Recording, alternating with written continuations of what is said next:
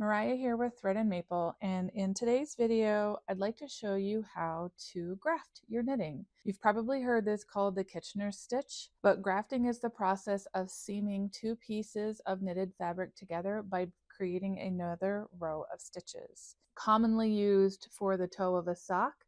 You may even see it in heels like the afterthought heel, but really can be used anytime you're looking for a seamless join. Okay, let's get right into this. So to set up for your grafting, the first thing that you need are your two separate pieces of fabric. You're going to have live stitches on the end, and you want to divide those live stitches up evenly onto needles. So here I do have the toe of a sock. So I have half of the stitches on my front needle, the other half on the back needle. And you also want to make sure that that back needle is where your working yarn is attached. And for the yarn that you are going to use to graft, you want to make sure that that is 3 times the length of the section that you're going to be grafting. For the setup, you want, again, make sure that working yarn is coming from the back needle. You want to also make sure that the yarn stays underneath these needles. You don't want it to go over top, or you're going to create some extra loops. So to set up for the front needle, we're going to go into this first stitch as if to purl, and you're going to pull your yarn through, and we're going to leave that stitch on that needle. And then the back stitch, you're going to go through that one as if to knit, and again pull your yarn through and leave that on your needle. So that is the setup. Now we're going to get right into it.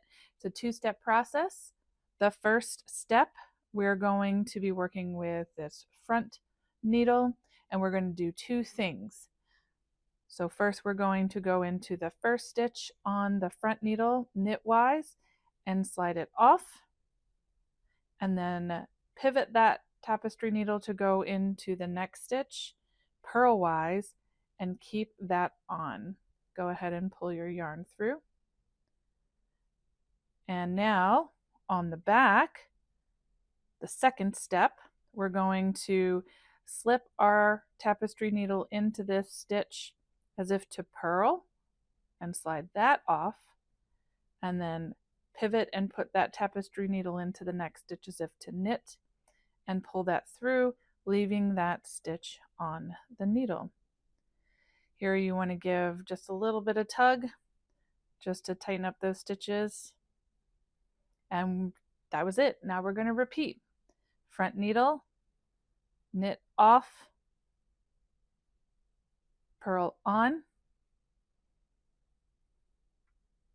back needle, purl off,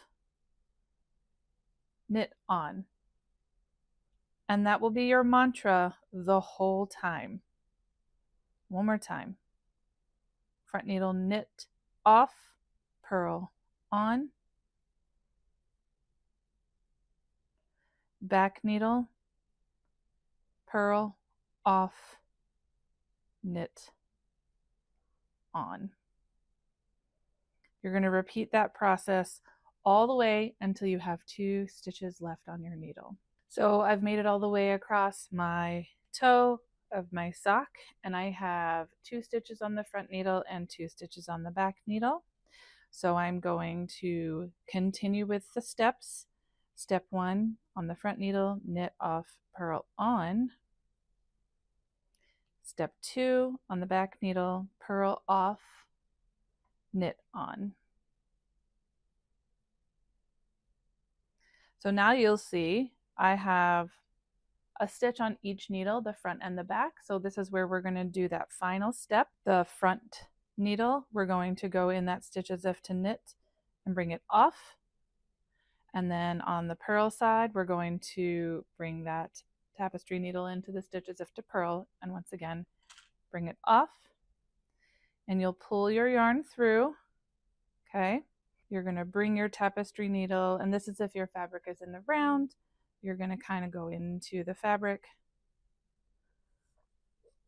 and you can give that a little tug with that nice knitted, extra knitted row all the way through, grafting those 2 fabrics together.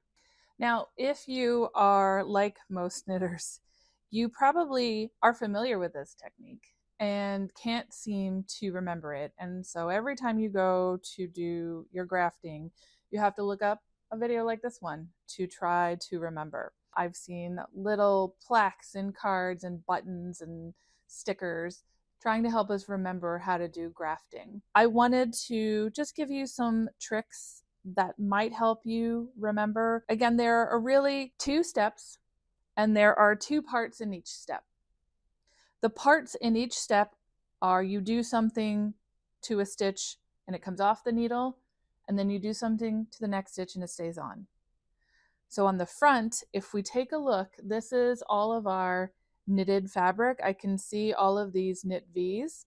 So one way to help you sort of remember is seeing those knit V's and knowing, okay, what I'm doing to the first stitch is I'm going to knit it because I see knit stitches. So I'm going to knit off. And if I knit off, I'm going to do the opposite to the next stitch, which is purl on. Now, on the back needle, you can see your purl bumps. This is the wrong side of the fabric, and that's what's facing us. So, logically here, this first stitch, I'm going to follow what my knitting is telling me that these are purl stitches. So that first stitch, I'm going to purl off. And if I purled off, the next stitch, because I do 2 things in each step, is going to be a knit on. So that might help you to remember how to do this next time. Let's do that one more time. My front fabric here, I see knit stitches. So I'm going to go into the front stitch as if to knit and slide it off. And then I'm going to do the opposite to the second stitch, purl on. In my back fabric, I see my purl stitches. So I know I'm going to purl off. And then I'm going to do the opposite to the second stitch, knit on. And then lastly here, your fabric may look a little funky after you do a stitch. So you are going to give a little bit of a tug to put some tension on those stitches.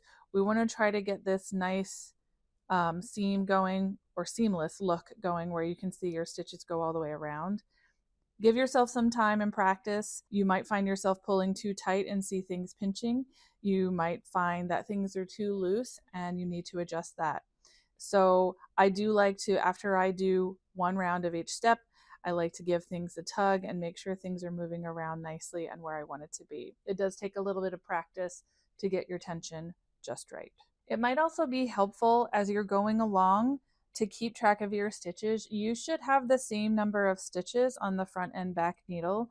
So after you go through the process of step 1 on the front needle, knit off, purl on, and then step 2 on the back needle, purl off, knit on, check your stitches and make sure that you have the same number to keep you on track. And if you are off, then you may want to undo a few stitches and get yourself back on track.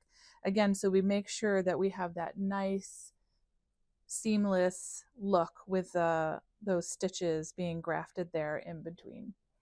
And that is grafting.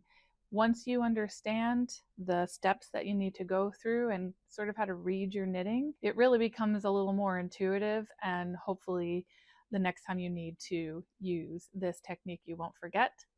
If you have any other questions, please feel free to let us know in the comments.